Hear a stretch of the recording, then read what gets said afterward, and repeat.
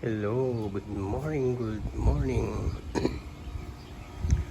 As of July 5, bisitahin natin ang aking mga tanim. Ay, tanim pala ni Noy. Ito yung mga flowering plants ni Nori. Nasa pasok. Yan. Then, vegetable plants para ampalaya. Then may bago akong itatanim pag may time mamaya or bukas na binigay ni Sis Manji.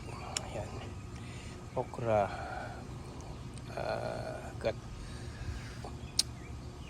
Malabar spinach. Tapos ito yung galing kay Abet, na galing kay Ninong Ruben Saluyot. Yan yung kamatis, aba, kalimutan ko ang pangalan nito. Kalimutan na lang. Ampalaya, this is may ampalaya, sitaw pala, sitaw. And talong.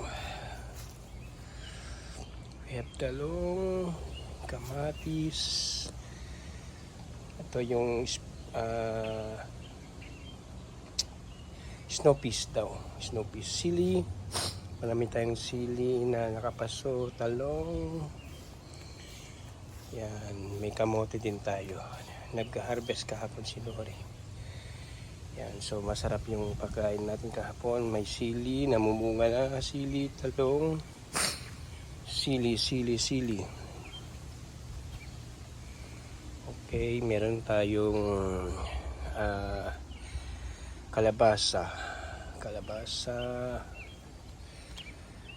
Okay, ito yung upo natin, Meron din tayong kulitis.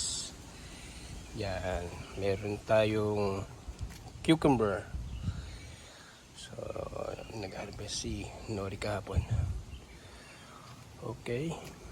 Then,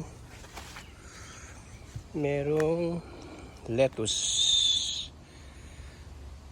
Yan yung flowering one. We have a compost bin. Diyan ko tinatapon yung mga damo. Tsaka dried leaves. We have patola. Ayan. Nagkakalat-kat na sila. Patola. Thank you, Lord. Yan. Mainit ngayon. So, hindi na muna ako magta-transplant siguro ngayon. Maybe pag may time mamaya. Yan. So, yan ang mga...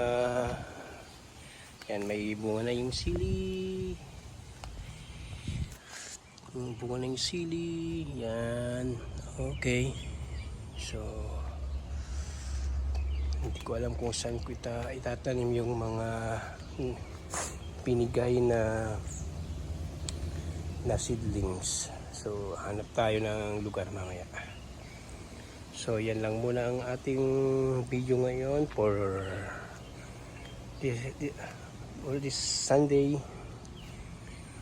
July 5, I think. July 5 or 6. 6 yata. Okay. So, bye-bye muna.